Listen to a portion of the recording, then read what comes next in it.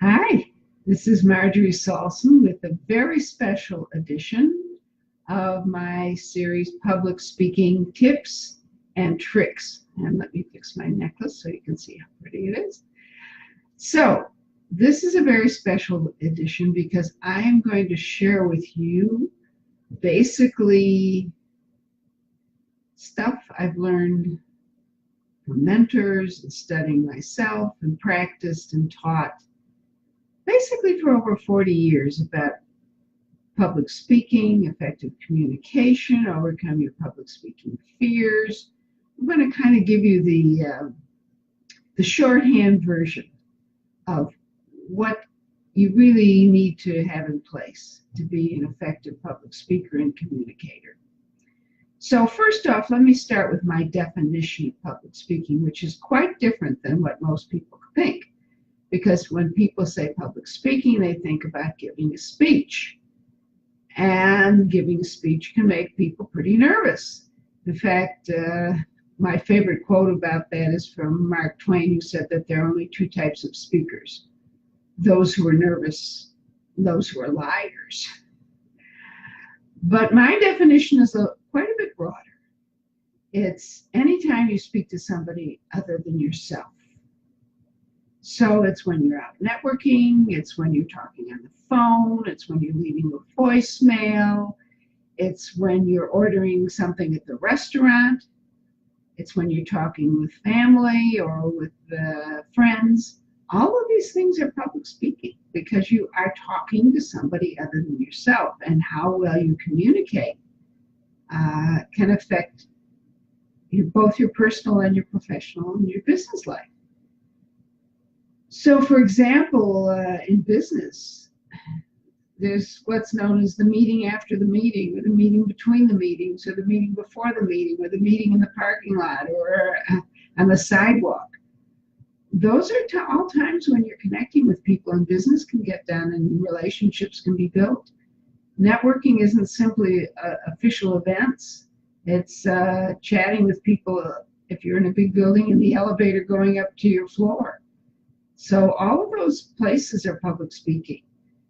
And if you are too afraid to pick up the phone to call somebody, that affects your bottom line and your prospects in your business and your professional life as well. And then there's the personal stuff too, being able to communicate well with family and friends. And I think we all have family or friends, some of whom are not too respectful of borders and privacy. How do you draw a line without creating family feud? Those are all kinds of things that are really important in terms of communication. So let me share with you how I happened to get so interested in public speaking, not only for myself, but helping other people. And like most people, I guess I was affected by my history, because I grew up obviously as a girl. And even in today's society, women's voices tend to be discounted. But when I was growing up, for sure, and I was told not to be too smart, the boys won't like it, and that kind of thing. Well, in high school, I was known as the brain. It was not a compliment. And because I just had to get those grades. I mean, what can I say? I was a perfectionist even then. So I spent a lot of time trying to come into the power of my own voice, because there were so many things mitigating against it as I was growing up. And even in the culture today, I have to sometimes just, what is a friend of mine, Michelle Fott, says, put on my big girl panties and open my mouth and say something when I'm feeling a little hesitant. And so I just have this mission, I think, of helping people come into the full power of their voice. And one of the quotes that inspires me is probably Henry David Thoreau's most famous quote: "The mass of men lead lives of quiet desperation." And I think that the reason people are desperate is because they stay quiet. They're afraid to open their mouths. And people who work in hospice say that at the end of life, people don't regret so much what they did, but what they didn't do. And they didn't do it, first of all, because they were probably afraid to start talking about it. Talking about it, putting something you want into words, it's really, in many ways, the first step of creation. In fact, if you go back to the book of Genesis, and God said, "Let there be light." So we have a very good source for saying that you need words to create. So what is this about public speaking and communication, and what does it really consist of? I like to say that effective public speaking is like a three-legged stool. If you have a stool with three legs and one leg breaks, the stool falls flat. Same thing with public speaking, and I call these three legs of public speaking what, how, and allow. What is your message? What are you going to say? What do you need to share with people? That's the foundational piece. It doesn't do you any good not to be afraid of public speaking if you have nothing to say. And when you do have something to say, it really affects how effectively, it affects the how effectively you can present it. And the allow is getting over the fear of doing it, so that you actually open your mouth, share your gifts with people who may desperately need what you have to share. So that's the what, the how, and the allow. What is your message? How are you presenting it? Is it effective, or are you talking and boring people to death in a boring tone of voice that's putting everybody to sleep? Oh gosh, when is she going to stop? I think we've all sat through lectures like that. And the allow, of course, is getting over the fear. Having specific strategies that help you get past the fear so that you can share that wonderful message that you have. So, what are the fears that do keep you from opening your mouth? And basically, I think there are three. The first is criticism, because we all hate to be criticized. And all these fears, by the way, have their genesis in our childhood.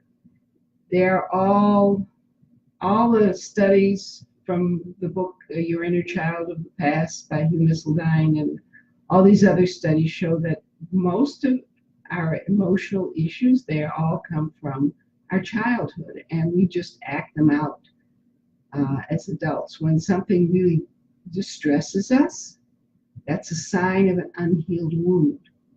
And, let's face it, we were all probably criticized in childhood. I mean, that's one of the ways parents civilize us, is telling us, you can't do that, kind of stuff, and got criticism in school, and it was embarrassing, especially if it was in front of the other people in the class. So criticism, being afraid of criticism is tough. It's tough. And the second big fear is rejection. Gee, we sure hate when people say no. And I know I grew up with a lot of rejection when I was in gym class, because I was never a sports person, and I was always the last person picked for any team. And I used to stand there thinking, pick me, please, pick me. Didn't happen until I was the only person left. Then one team got stuck with me. So it doesn't feel good. And the last one is failure. We really hate to fail. It doesn't feel good. It damages our sense of ourself and our self-esteem. And so let me just give you a very shorthand version of some of the techniques that I work with my people and teach in my courses about how to deal with those fears. And the message is really key to the whole thing. You see, if you know you have a really good message, and somebody criticizes it, you can kind of, after you pull the knife out of your chest, the emotional whatever, you can kind of come into your adult self and say to yourself, first of all, is this person somebody whose opinion I respect? Because let's face it, there are plenty of bullies and snipers in the world who delight in trying to shoot other people down and shoot other people's ideas down. And if it's somebody whose opinion you don't respect, you can kind of discount it. And if it is something that is worth thinking about, maybe you can think about it instead of a criticism as a suggestion. Because really, unless you think you know absolutely everything in this world, other people may have some good ideas to share. And there may be a kernel there that you can add into your message and your thinking that will bring it to another level.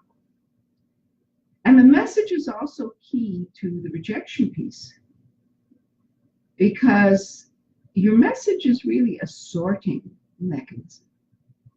Because whatever you do, whomever you serve, or whatever products you sell, for some people, they're not right. They're not the right product or service. So what they're saying no to is not to you personally, even though it sometimes feels like it. And sometimes their language is unfortunate and makes it feel even more like that. But they're just not the right person. Or maybe they're the right person, but it's the wrong time. Things are going on in their lives, and whatever you have to offer doesn't fit for them right then. Then, of course, there's failure. And unfortunately, our society has a really negative view of failure.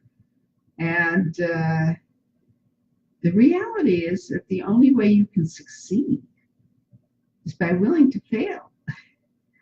If you think about a toddler learning to walk, how many times does a toddler end up on his or her tush before he or she can finally start walking? And what I like to say is that if toddlers put the negative value on failure that we do as adults, we'd still be walking around on all fours. Because the only way you can succeed is to be willing to fail. Now, if you've ever played an instrument, you didn't, say for instance, you studied piano, you didn't expect to sit down at the first lesson and play a Beethoven sonata or the Maple Leaf Rag by Scott Joplin. You expected to practice. And if you picked up a tennis racket for the first time, you didn't expect to be Serena Williams or Rafael, who just won Wimbledon anyway. You didn't expect to end up center court in Wimbledon the first year. These things, everything worthwhile takes practice.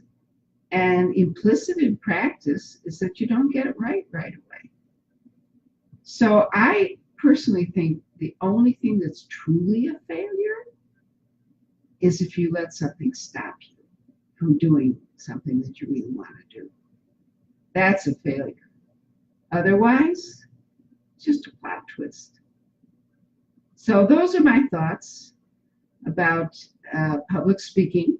Anytime you talk to somebody other than yourself, the three basic parts of it: your message, how you present it, and allowing yourself to present it, and the three basic fears that may stop you are criticism, rejection, and failure. And if by any chance you're interested in pursuing this far more deeply, I am thrilled to share with you that just for 5 days until midnight on Sunday, July 30th, 29th, 30th. No, it's 29th, July 29th, 2018. I am running a summer sale on my signature program, Always Know What to Say, Communicate with Clarity and Confidence. And this will be the last time I am running a 50% off sale on this program, by the way. So it's a really good deal. And the way I've designed it is to avoid the 3 or 4 things I most dislike about online courses. Number one, online courses should be like textbooks in the sense that when you buy a textbook and a year is up, it doesn't self-destruct. I've been in these courses, and at the end of the year, if you want to go back and check out something in a module, you can't access the site without paying for another year. There was one course I was in where people got so friendly on the Facebook group that when the year ended, they started their own Facebook group just for refugees from that program. So my program is a forever program, including any upgrades and updates. The second thing I really dislike about a lot of online programs is I'm pretty busy, as I'm sure you are. And if I find a few minutes to access something from a module, I really don't like opening a video and looking at it. An hour. It's good. Or, an hour and 20 minutes. Oh my goodness. Yikes, I don't have that much time. So each of the 5 modules of this wonderful course has several videos. And the other thing that those several videos cure as a problem is sometimes there's a long module and somewhere in the middle is something I want to listen to again. And I'm searching back and forth. Was it minute 33? Was it minute 82? Who knows? So each of these small videos is a particular subject, and the title is right there. So for instance, Module 2, I have a video on dealing with criticism. And if that's one of your issues, you can go and listen to that video as often as you want. It's there for you.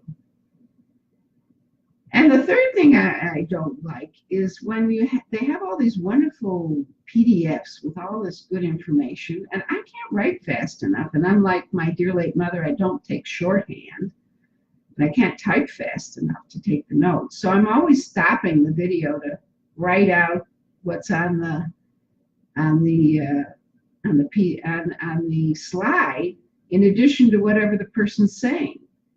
So every video of mine comes with a PDF that has the slides, 3 slides down one side of the paper, and lines to write your notes on the other side of the paper. So it's much easier to take notes.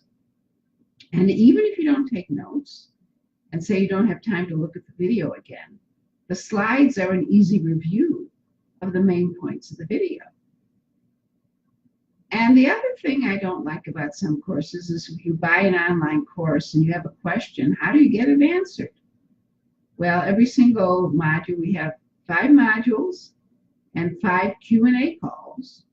Plus, there's a forever Facebook group you'll never be thrown out of. And you can ask questions there, the short ones, not the ones that require long answers. And so that's basically what's in the summer sale. And I do have a very special bonus for this summer sale. That is a private 1-hour consultation with me, which is worth $500, which actually is more than the course in total costs on the sale. It is 50% off. And if you are interested in looking at it, you can look at the sales page. And the URL for that is alwaysknowwhattosay.com. Always know what to say. Because the goal is, and that the tagline, by the way, is communicate with clarity and confidence. Always know what to say, communicate with clarity and confidence. That's my goal for you and for every person with whom I work. So I hope you'll take a look at that and maybe you'll join us. It would be very lovely if you did. Again, this is Marjorie Saulson of Vibrant Vocal Power, and the URL to take a look at that sale. Remember, it's ending Sunday, July 29th, midnight Pacific time. Always know what to say.com.